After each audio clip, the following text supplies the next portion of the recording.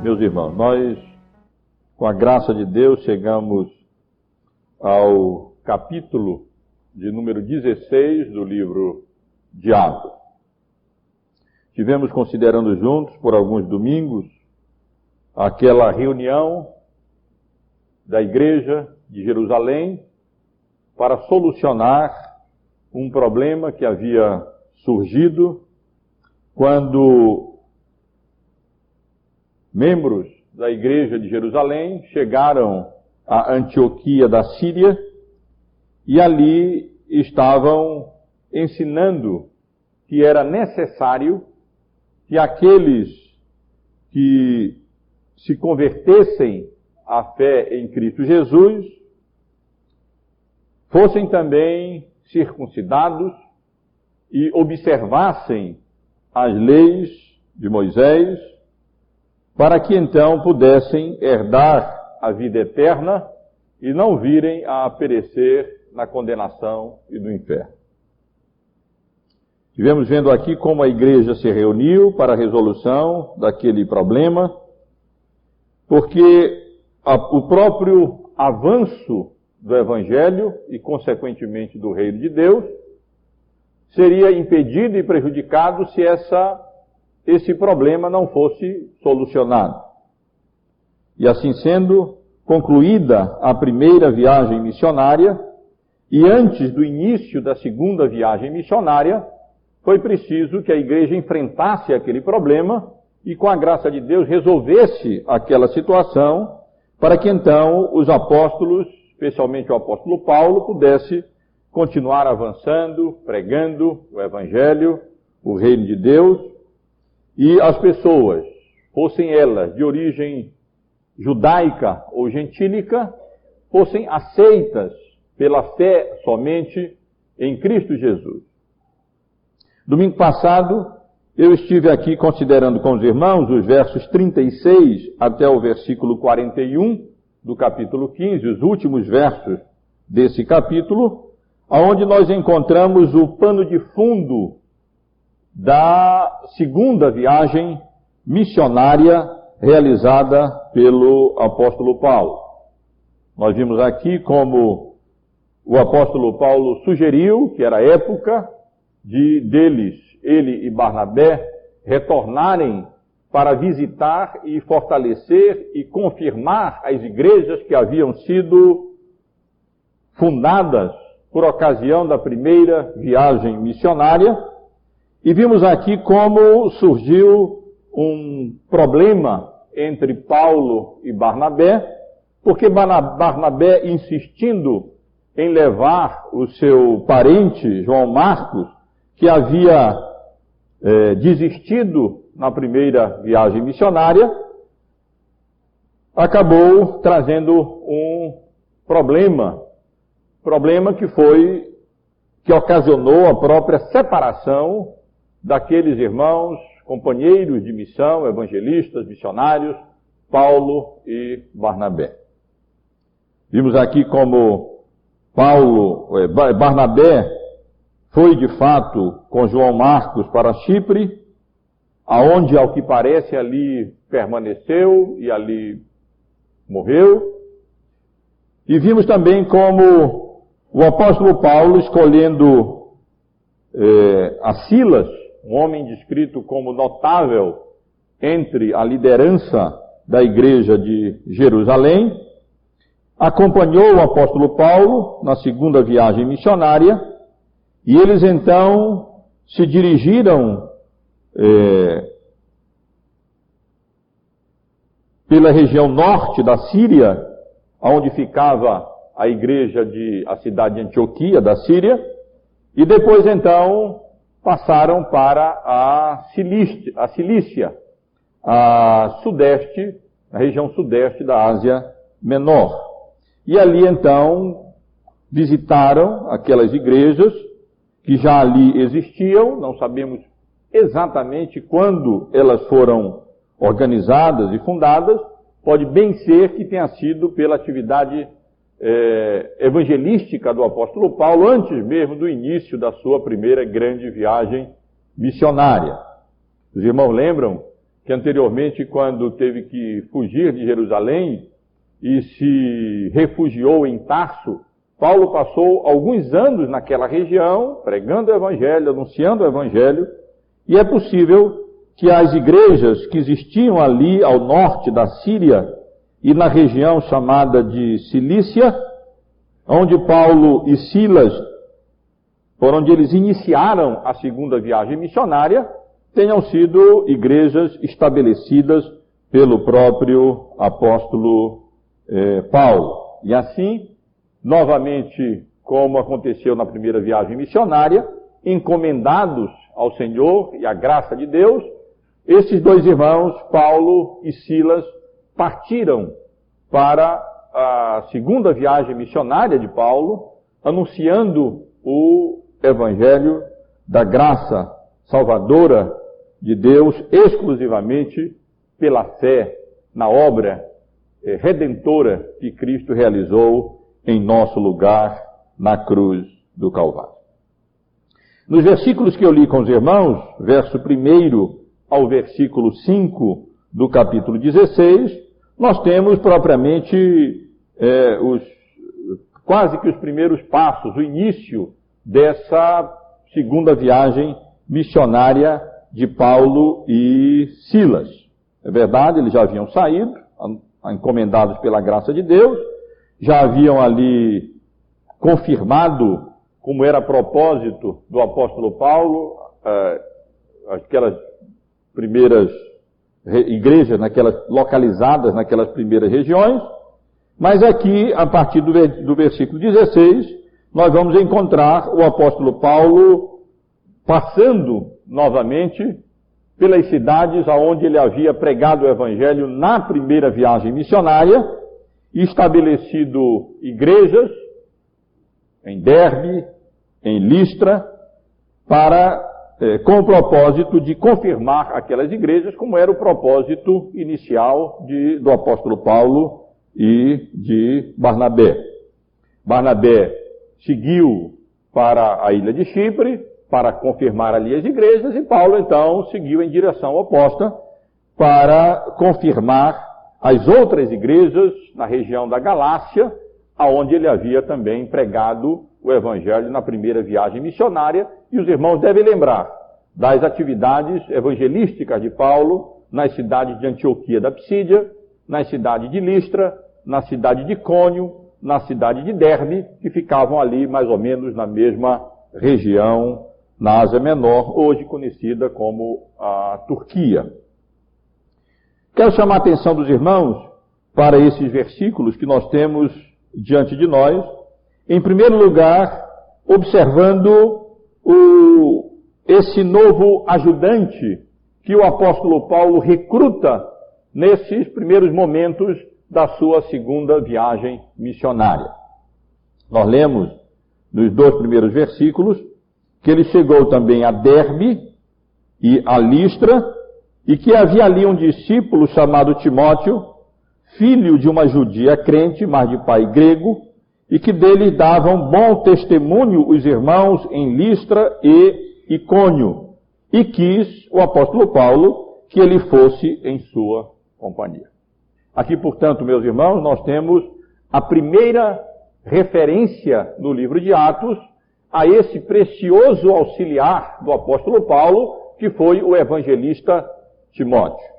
Conhecemos bem mais acerca de Timóteo, porque o apóstolo Paulo endereçou 2 das suas cartas pastorais a esse evangelista. A primeira carta a Timóteo, a segunda carta a Timóteo, foram exatamente endereçadas a esse jovem que aqui aparece no início do seu ministério e nesse relato inicial aqui da segunda viagem missionária do apóstolo Paulo.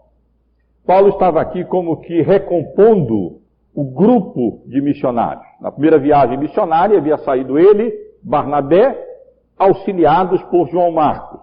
Agora sai Paulo e Silas, e ele então se apressa a recrutar o outro auxiliar, como que para substituir João Marcos, que não havia sido um bom auxiliar, não havia perseverado na sua tarefa como auxiliar ali dos apóstolos, durante a primeira viagem missionária.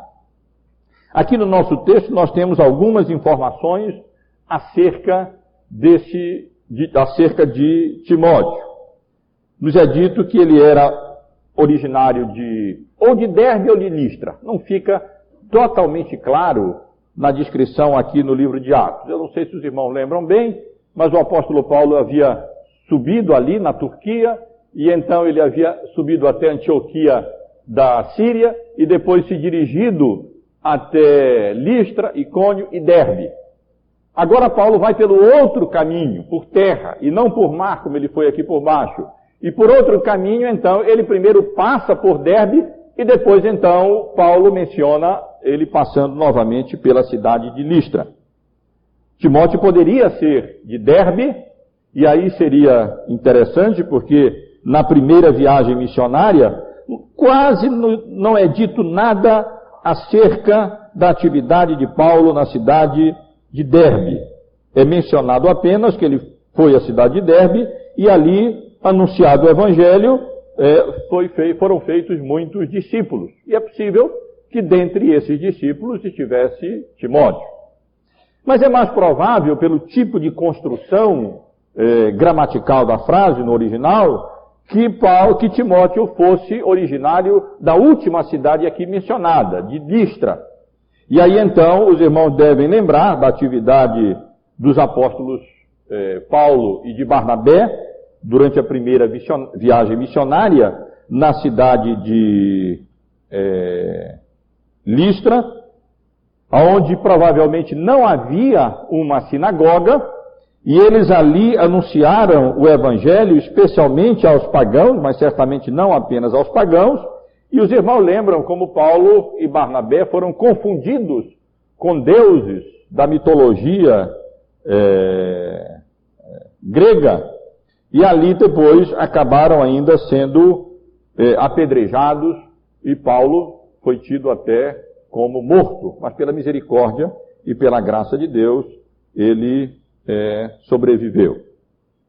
É provável que, portanto, que Timóteo fosse fruto daquela primeira viagem missionária que o apóstolo Paulo realizou ali, naquela cidade pagã de Derbe.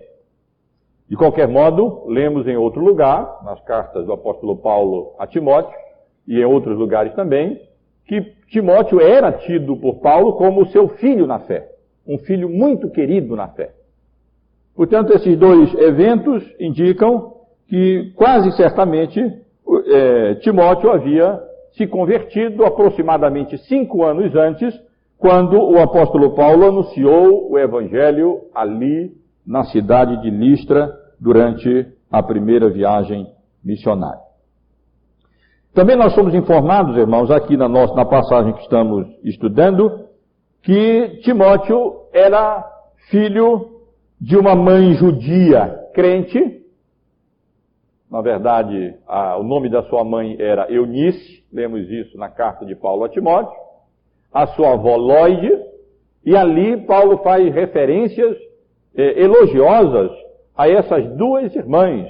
A avó e mãe de Timóteo eram mulheres piedosas e haviam criado Timóteo debaixo do temor do Senhor, de conformidade com as Escrituras, de maneiras que quando Paulo escreve a sua segunda carta a Timóteo, logo no início da carta, ele diz que dava graças a Deus, a quem desde os seus antepassados ele servia com consciência pura, porque sem cessar se lembrava de Timóteo nas suas orações, noite e dia, lembrado das suas lágrimas, e estava ansioso para vê-lo, para que ele transbordasse de alegria pela recordação que ele guardava da fé sem fingimento de Timóteo, a mesma que primeiramente habitou em sua avó Lóide e em sua mãe Eunice, e estou certo que habita também em ti. Portanto, provavelmente, meus irmãos e irmãs, quando nós lemos ali aquele primeiro registro da primeira viagem missionária, nós vemos aquelas informações gerais sobre a pregação do Evangelho, pessoas se convertendo, e a gente não tem todos os detalhes. O provável é que dentre aquelas pessoas convertidas ali em Derbe, ou mais provavelmente em Listra, estava toda aquela família, de origem judaica, sua mãe, sua avó e Timóteo, todos ali foram convertidos provavelmente pelo ministério da pregação do Evangelho do apóstolo Paulo e do seu companheiro missionário Barnabé. Mas se por um lado Timóteo era filho de uma judia crente e temente a Deus, por outro lado, o seu pai era um homem grego, era um homem gentil. Portanto, tratava-se de um casamento misto de uma judia com um homem gentil. E, como consequência disso, Timóteo não havia sido circuncidado, embora ele fosse de origem judaica por parte de mãe. Nós não sabemos bem a razão. Os casamentos mistos entre judeus não eram de maneira nenhuma recomendados. Na verdade, eles eram proibidos. Mas quando isso acontecia, de qualquer maneira, entre gentios e judeus, então os filhos eram tidos como judeus e deveriam ser circuncidados. Mas Timóteo não foi. E é bem possível que a razão pela qual Timóteo não tenha sido circuncidado não tenha sido por causa de negligência da sua mãe, que se mostrou uma mulher piedosa, uma mulher séria e que de fato criou Timóteo como deveria ter criado, mas provavelmente porque o pai grego não havia permitido que Timóteo fosse circuncidado. Na tradução aqui em português, não fica bem tão claro, mas no final do versículo 3, quando nós lemos: quis Paulo que ele fosse em sua companhia e por isso circuncidou por causa dos judeus daqueles lugares, pois todos sabiam que seu pai era grego. Na língua original, esse era grego dá mais ou menos a entender que é possível que a essa altura o pai de Timóteo já tivesse falecido, já tivesse morrido. E agora então, desimpedido e crente, não havia impedimento mais que Timóteo fosse circuncidado, como nós vamos considerar daqui a pouco. Mas esses versículos, poucos versículos, nos informam que Timóteo não apenas era filho desse casal, uma judia gentílica e crente, agora que havia se convertido ao Evangelho. Timóteo também era um homem assim crente, havia se convertido, provavelmente era filho na fé do apóstolo Paulo durante a primeira viagem missionária. Mas esse texto ressalta especialmente que Timóteo não era simplesmente um filho de crente, ou um crente nominal, um crente formal.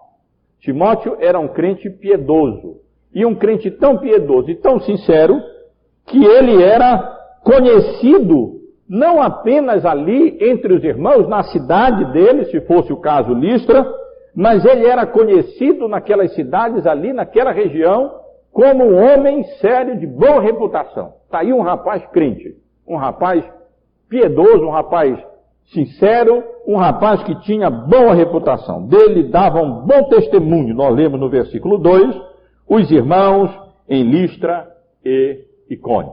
Como mais uma vez Listra é mencionado, mais uma vez provavelmente Timóteo era ali de Listra, que ficava a poucos quilômetros da cidade de Icônio.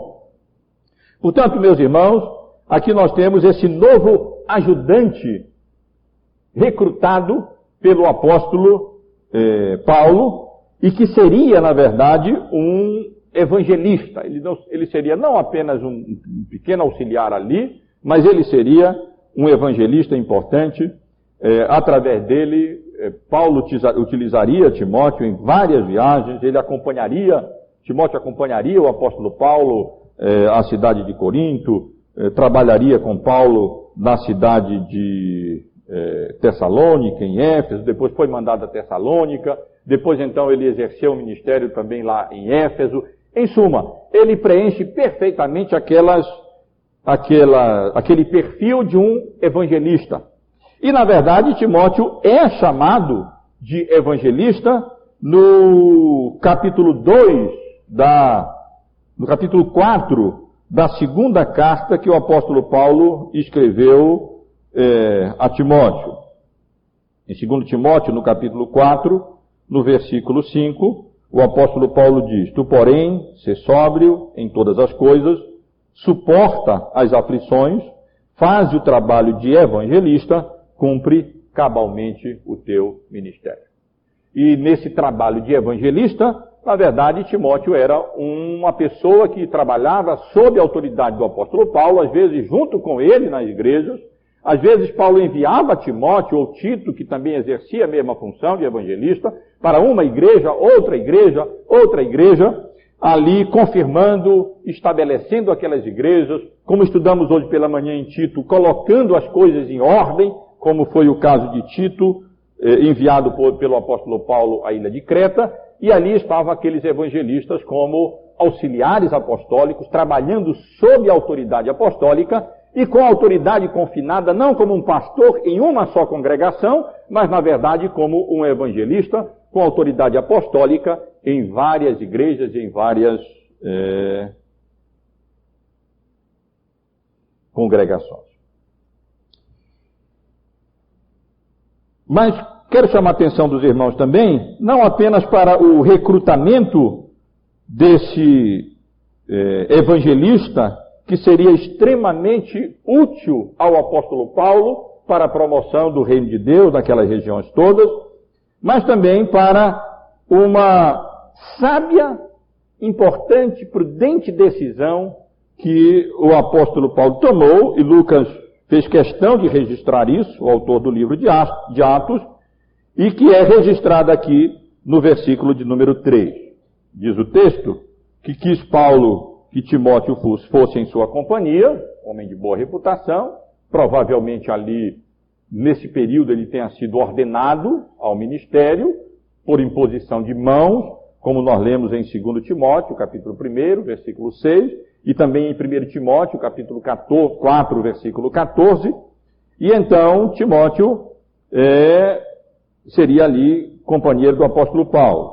Mas nós lemos também que o apóstolo Paulo o circuncidou por causa dos gentios daqueles lugares, pois todos sabiam que seu pai era grego. E aqui, meus irmãos, nós temos uma decisão sábia do apóstolo Paulo em fazer isso. Pode parecer, os irmãos podem estar em dúvida aí, sobre como conciliar essa decisão do apóstolo Paulo de conversar com Timóteo, no sentido de que, já que ele era de pai grego, e pelo jeito todos sabiam que ele não tinha sido circuncidado, lá, pelo menos dentre as comunidades judaicas daquelas regiões. E então Paulo sabia que haveria dificuldades em tê-lo como companheiro, ele pudesse então ali pregar o evangelho dentro da sua função, naqueles ambientes judaicos. Então Paulo conversou com Timóteo que seria bom então agora, que não havia nenhum impedimento, ele de fato era judeu, então que ele fosse circuncidado. Meus irmãos, vários intérpretes do Novo Testamento têm grande dificuldade em conciliar essa atitude de Paulo com a atitude anterior dele, quando ele se opôs veementemente, tenazmente à sugestão de que os gentios deveriam ser circuncidados e não apenas crerem em Cristo para que pudessem ser salvos. Os irmãos devem lembrar, como no capítulo 15, nós estivemos estudando o surgimento daquela controvérsia dos judaizantes, quando nós lemos que o apóstolo Paulo confrontou mesmo aquelas pessoas que estavam exigindo que os gentios fossem circuncidados para que assim eles viessem a ser salvos. Diz o texto que Paulo discutiu mesmo com eles, debateu com eles quanto a essa questão toda, E aí as pessoas estranham. Como é então que Paulo, que debateu tanto contra essa obrigação da circuncisão, aqui toma a iniciativa de circuncidar Timóteo para acompanhá-lo? Mas, na verdade, meus irmãos, o que nós temos aqui são eventos, são fatos perfeitamente em harmonia. As questões são diferentes, as circunstâncias são diferentes, os propósitos dessas circuncisões são diferentes. Uma coisa era aquela questão de princípios do problema surgido na igreja de Antioquia da Síria, quando os judeus crentes de origem, os crentes de origem judaica que tinham vindo de Jerusalém, foram até Antioquia e estavam ali exigindo, ensinando que os gentios tinham que se circuncidar, porque disso dependeria, na verdade, a salvação deles.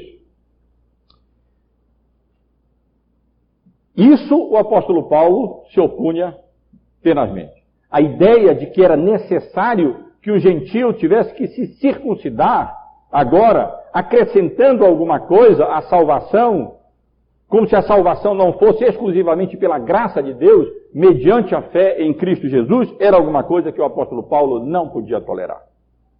Os irmãos podem ler depois, para relembrar a carta aos Gálatas, e verem lá como o apóstolo Paulo escreveu de maneira dura e de maneira firme contra os judaizantes que estavam acrescentando a observância da lei de Moisés e a circuncisão como um meio necessário, instrumento necessário para a salvação. Meus irmãos, aqui a situação é completamente diferente. Aqui o apóstolo Paulo não está circuncidando Timóteo como se fosse uma obrigação, mas ele está apenas reconhecendo que, como judeu, nada impediria que ele fosse circuncidado, e aí então isso estaria apenas facilitando a promoção do reino de Deus, facilitando a aceitação do evangelho através da pregação de Paulo e de Timóteo, que o acompanharia naqueles ambientes judaicos aonde eles chegariam, como era costume de Paulo, na sua estratégia missionária, chegar nas cidades e começar a pregação do evangelho, sempre que possível, em uma sinagoga onde já a palavra de Deus já era conhecida, o Antigo Testamento, e aonde já havia a compreensão daquelas verdades fundamentais, essenciais, aquele conhecimento acerca de Deus que se revela nas Escrituras. Então, uma coisa seria obrigar os gentios a se circuncidarem como sendo um requisito para a salvação. E outra coisa seria condescender e por amor aos gentios e com vistas à promoção, à facilitação da promoção do evangelho, então o apóstolo Paulo tomar a iniciativa de, na verdade, circuncidar Timóteo. Afinal de contas, a sua mãe era judia, nada impediria e poderia ter sido circuncidado mesmo, não teria problema nenhum, e então isso tiraria aquele impedimento e facilitaria a pregação do evangelho aonde o apóstolo Paulo fosse pregar e Timóteo fosse pregar também. Então observem que Timóteo foi circuncidado por concessão a judeus descrentes e não por pressão de judeus crentes. O que estava em jogo aqui, agora, não era mais a questão da necessidade da circuncisão para a salvação. Isso já havia ficado perfeitamente estabelecido que não era necessário pelo concílio de Jerusalém. E nós vamos já ver o apóstolo Paulo levando essas decisões do concílio para a edificação das igrejas. O que nós vemos aqui, sim, meus irmãos, é uma decisão sábia, uma decisão prudente do apóstolo Paulo, que faz aquela concessão, circuncidando Timóteo, exatamente para tirar todo o entrave e mostra mesmo a liberalidade deles. Quer dizer, há relativamente pouco tempo, ele estava ali insistindo que não, por princípio, não é não é legítimo que se obrigue os gentios a se circuncidar. Isso não era absolutamente necessário que um gentio se tornasse judeu para que se tornasse um cristão. Agora, não havia nenhum impedimento em que um judeu fosse realmente judeu e assim, com o selo da circuncisão, ele pudesse ter facilitado o seu ingresso e a promoção do Evangelho através da pregação da palavra de Deus entre judeus e entre gentios. Foi, meus irmãos, uma decisão sábia essa que o apóstolo Paulo tomou. E, finalmente, no texto que eu li com os irmãos, nós temos ainda um registro dos efeitos da atividade missionária ali do apóstolo Paulo, da decisão dele de revisitar aquelas igrejas aonde o evangelho havia sido anunciado, e também os efeitos de comunicar àquelas igrejas as decisões que haviam sido tomadas pelo Concílio de Jerusalém. Nós lemos no versículo 5 que assim as igrejas eram fortalecidas na fé e aumentavam em número dia a dia. Sem dúvida alguma, a decisão do apóstolo Paulo havia sido uma decisão sábia, essa de não apenas estabelecer as igrejas na sua primeira viagem missionária e lá deixar, mas a consciência de que as igrejas precisariam não apenas ser lá fundadas, mas elas precisariam ser revisitadas, elas precisariam ser estabelecidas. Lideranças deveriam ser ordenadas lá como foram. E Paulo deveria voltar ainda e ali pregar novamente aqueles irmãos e comunicar as decisões que haviam sido tomadas pelo Concílio de Jerusalém. E diz o texto, meus irmãos, que o resultado foi extremamente benéfico. O resultado da estratégia missionária do apóstolo Paulo de voltar pelas igrejas já fundadas, estabelecidas e organizadas, para confirmar e fortalecer aqueles irmãos, e fazer isso também comunicando as decisões do Concílio de Jerusalém, trouxe resultados muito benéficos. E os resultados foram o fortalecimento dos irmãos, fortalecimento da igreja e o próprio crescimento numérico daquelas igrejas organizadas ali, fundadas ali na região da Galácia. Assim, as igrejas eram fortalecidas, eram amadurecidas, eram cada vez mais confirmadas, eram solidificadas, se tornavam ali mais maduras. E como resultado dessa obra séria de pregação do Evangelho, de ensino e do próprio efeito dessas decisões que foram tomadas ali pelo Concílio de Jerusalém, essas igrejas, ainda relativamente jovens, estavam sendo ali confirmadas, os irmãos se tornando mais maduros, os crentes se tornando mais experientes na fé, crescendo na graça, crescendo no conhecimento de Deus, e o resultado disso é que pelo testemunho apostólico, pelo ministério pastoral dos presbíteros que haviam ali sido eleitos como supervisores pastorais daquelas igrejas durante a primeira viagem missionária, e também pela comunicação da decisão apostólica do Concílio de Jerusalém, que libertou aqueles gentios de se tornarem judeus para então se tornarem cristãos, o efeito, o resultado foi não apenas, como eu disse, o amadurecimento, o fortalecimento das igrejas, mas o próprio crescimento numérico daquelas congregações, mais e mais pessoas iam sendo adicionadas dia a dia, como havia acontecido nos primeiros anos da igreja lá em Jerusalém, que com a pregação do Evangelho, mais e mais pessoas iam se convertendo e os seus corações iam sendo mudados, iam se confiando à obra salvadora e redentora de Cristo, iam ingressando no corpo de Cristo, sendo salvos pela misericórdia e pela graça de Deus Todo-Poderoso. Portanto, meus irmãos, o que temos nesses poucos versos que estivemos considerando é uma unidade. Nós temos aqui essa atividade missionária, quase que o início da atividade missionária do apóstolo Paulo, depois de passado ali pela Síria e pela Cilícia, desses três eventos principais.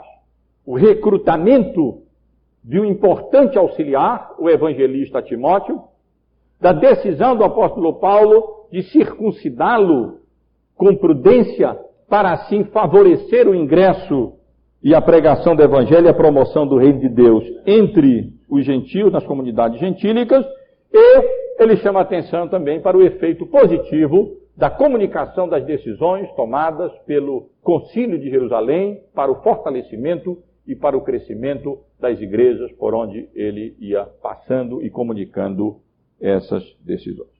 Eu quero apenas concluir, meus irmãos, essa breve exposição desses versículos, extraindo daqui aquilo que penso ser as principais lições que podemos extrair e assim levar para casa e procurarmos sempre nos conduzir de conformidade com essas lições extraídas da palavra do Senhor. Uma das lições que eu quero extrair, penso que o texto nos comunica essa lição, nos dá essa lição, de respeito à importância do bom testemunho para o exercício do ministério. Por coincidência, entre aspas, nós estivemos estudando por vários domingos várias passagens bíblicas relacionadas às qualidades que deveriam ser buscadas das pessoas para o exercício dos ofícios de presbíteros, regentes e diáconos. E a qualidade que mais ressaltada era exatamente essa questão da boa reputação. Os irmãos devem lembrar que em Atos 6, naquela instituição do ofício diaconal, o primeiro requisito era: mas irmãos, vamos escolher dentre nós 7 homens de boa reputação, cheios de espírito e de sabedoria, aos quais nós encarregaremos deste serviço. A boa reputação era também um critério especificado pelo apóstolo Paulo no capítulo 3 da sua primeira carta à igreja de Timóteo, e que nós estivemos aqui considerando. Boa reputação era exigida, era preciso que fossem homens respeitáveis, era preciso que fossem homens irrepreensíveis, que tivessem bom testemunho dos de fora. E esse de fato era não apenas o ensino do apóstolo Paulo, mas essa de fato era a prática do apóstolo Paulo. Ele não apenas ensinava Timóteo, instrui a igreja, Timóteo lá em Éfeso, quando ele escreveu a carta a Timóteo, Paulo havia deixado lá para dar continuidade à obra de estabelecimento da igreja, institui presbíteros e diáconos que sejam homens que tenham boa reputação, dentro e fora da igreja. Mas Paulo também, quando foi escolher o seu auxiliar, ele não o fez por preferência pessoal, ele não fez por outras condições, mas ele fez por quê? Motivado pela boa reputação, pelo bom testemunho que Timóteo tinha, não apenas na igreja, na sua cidade, mas até pelos irmãos e pelas igrejas localizadas nas regiões circunvizinhas, de Icônio. E essa é uma qualidade fundamental que deve haver entre nós. Devemos ter todo cuidado. Todo crente deve zelar pelo seu testemunho, deve zelar pela sua boa reputação. Cada um de nós é como se fosse um representante do corpo de Cristo, da igreja que Cristo comprou com seu próprio sangue. Quando as pessoas nos veem lá fora, eles veem como crentes em Cristo, eles veem como representantes da igreja de Cristo. E aqueles que são oficiais da igreja, então, todos nós, aí que nós devemos zelar mais ainda pelo nosso testemunho. Coisa muito boa é quando se pode dizer que alguém tem testemunho, tem um bom testemunho das pessoas da igreja, na cidade, na região aonde vive. Mas, meus irmãos, aqui também nessa porção, temos uma lição ainda mais importante e que diz respeito a essa questão delicada e difícil entre a firmeza de princípios e, ao mesmo tempo, a necessidade de concessões nas coisas insignificantes. Isso não é fácil. Mas nós vemos isso claramente no apóstolo Paulo. Ao mesmo tempo em que ele tenazmente lutava e se agarrava aos princípios bíblicos e deles não arredava a mão porque estava em jogo o Evangelho, as verdades do Evangelho. Ao mesmo tempo, Paulo estava pronto para se fazer judeu para ganhar os judeus e para se fazer de gentil para ganhar os gentios. Ele estava disposto a lutar ali, tenazmente, duramente, contra aquela insinuação de que gentios teriam que se tornar judeus e se circuncidarem para assim serem crentes, se tornarem cristãos.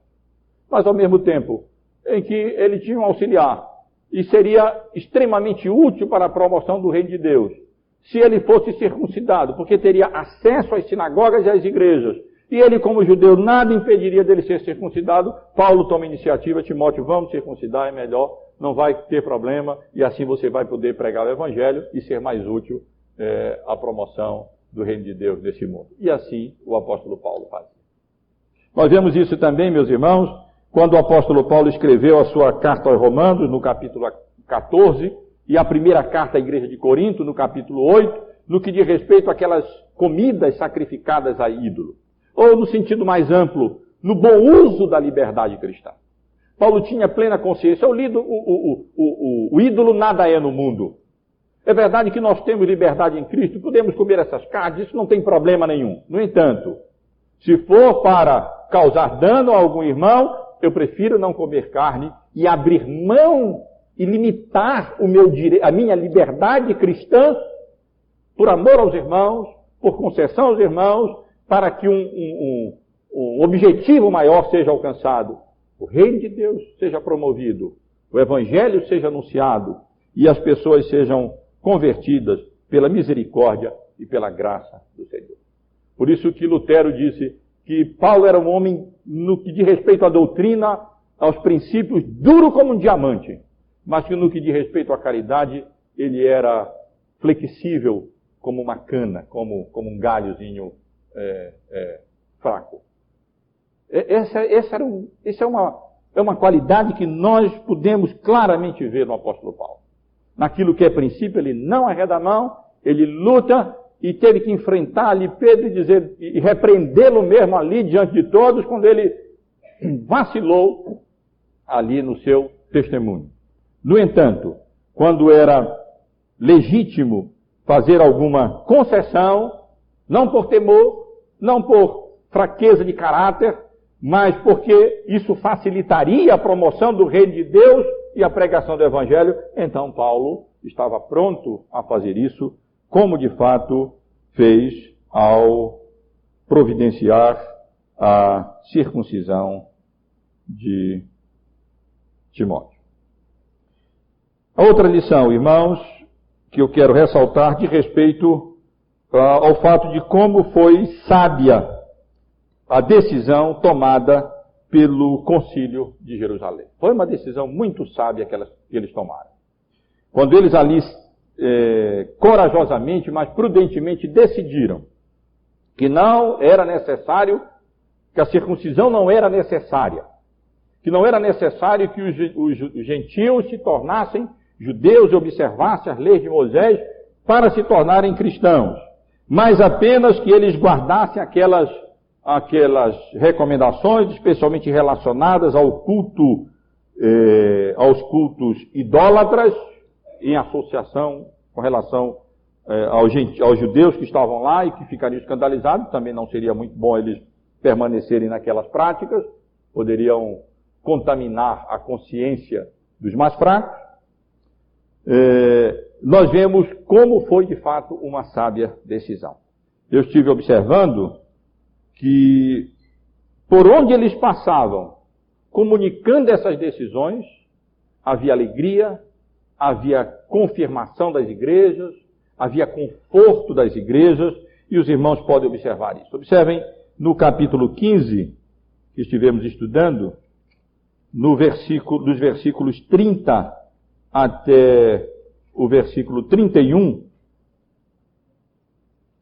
que aqueles enviados de Jerusalém, quando levaram a decisão do concílio de Jerusalém à igreja de Antioquia da Síria, nós lemos no verso 30 que os que foram enviados desceram logo para Antioquia e, tendo reunido a comunidade, entregaram a epístola E o verso 31, quando a leram, sobremaneira se alegraram pelo conforto recebido. Houve conforto, houve alegria. Que decisão sábia foi a avaliação da igreja de Antioquia. A mesma coisa acontece logo adiante, no capítulo 15, nos versículos 40 e 41. Aqui, na Síria e na Cilícia, logo nos primeiros passos da segunda viagem missionária, não é dito explicitamente que eles comunicaram essa decisão. Mas o contexto todo nos leva a crer que eles fizeram exatamente isso. E é interessante observar no verso 41, que passando pela Síria e Cilícia, eles foram confirmando ali as igrejas, quase certamente também comunicando as decisões que haviam sido tomadas pelo Concílio de Jerusalém. E aqui, meus irmãos, à medida que eles iam passando por Derbe e por Listra, o comunicado daquelas decisões ia produzindo fortalecimento nas igrejas, ia produzindo também crescimento numérico na igreja do Senhor Jesus Cristo. Como foram sábias aquelas decisões. Deus nos conceda graça e nos dê sabedoria também para tomarmos decisões prudentes e sábias como essa que o apóstolo Paulo tomou, como essa que o Concílio de Jerusalém tomou, porque o propósito maior, não vamos esquecer, é a promoção do reino de Deus nesse mundo. Esse deve ser uma maneira de avaliação nossa naquilo que nós podemos ou não abrir algum tipo de concessão. Naquilo que diz respeito às verdades fundamentadas do Evangelho, isso nós não podemos abrir concessão. No entanto, quando eu deixo de comer carne, tendo direito, e com isso eu vou estar edificando a igreja e vou poder com isso contribuir para a promoção do reino de Deus, então eu vou deixar de comer carne. Se circuncidando Timóteo, que era judeu, ele não era um pagão, ele era de origem judaica, e se fazendo aquilo iria ajudar na promoção do reino de Deus, isso é o que interessa. E, meus irmãos, talvez essa seja a principal lição que nós encontramos aqui nessa porção e muitas outras porções. O importante é que Cristo seja anunciado. O importante é que o reino de Deus seja promovido. O importante é que a glória de Deus seja alcançada. Se para isso for preciso recrutar Timóteo, e nós vamos ter mais um auxiliar, e com isso o Evangelho vai ser melhor anunciado e pregado, e Paulo vai poder multiplicar as suas atividades, e Timóteo ali devidamente ordenado, sob a autoridade apostólica, como evangelista, vai poder estar trabalhando em Éfeso, em Corinto, em Tessalônica, e ali pregando o Evangelho, e o reino de Deus sendo avançado, então vamos recrutar Timóteo. Se circuncidando Timóteo, isso vai favorecer o acesso e a pregação do Evangelho nas sinagogas e a promoção do reino de Deus e da glória de Deus no mundo, pois então vamos circuncidar Timóteo. E se essa decisão acerca de não exigir a circuncisão e a observância da lei de Moisés, de fato está ali contribuindo para a promoção do reino de Deus, e por outro lado, evitando aquelas carnes contaminadas, aquelas outras coisas, também favoreceria, por outro lado, a pregação do Evangelho entre os judeus, pois assim vamos fazer. Porque o que deve nos determinar é, isso favorece o Evangelho? Isso promove a glória de Cristo? Isso edifica, de fato, a igreja? Isso promove a honra e a glória de Deus? Pois então, se para isso for preciso alguma concessão menor, que assim seja. Vamos ser duros como diamantes no que diz respeito às verdades de Deus reveladas na sua palavra. E vamos ser flexíveis até onde possível for, por misericórdia e por amor, de tal maneira que o que importa é não o nosso pensamento, o nosso comodismo, mas o que importa é que o reino de Deus avance, que Cristo seja pregado e que o nome de Deus seja glorificado. Que Deus nos abençoe, meus irmãos e irmãs, e que isso talvez ajude os irmãos nas várias decisões que aqui e ali temos que tomar como crentes diante de Deus, quando é preciso ou não, quando é preciso às vezes ficarmos firmes como um diamante, e quando é preciso e é possível justificável abrir alguma concessão, porque o que está em vistas é a promoção do reino de Deus, da glória de Deus e do evangelho da graça de Deus em Cristo Jesus.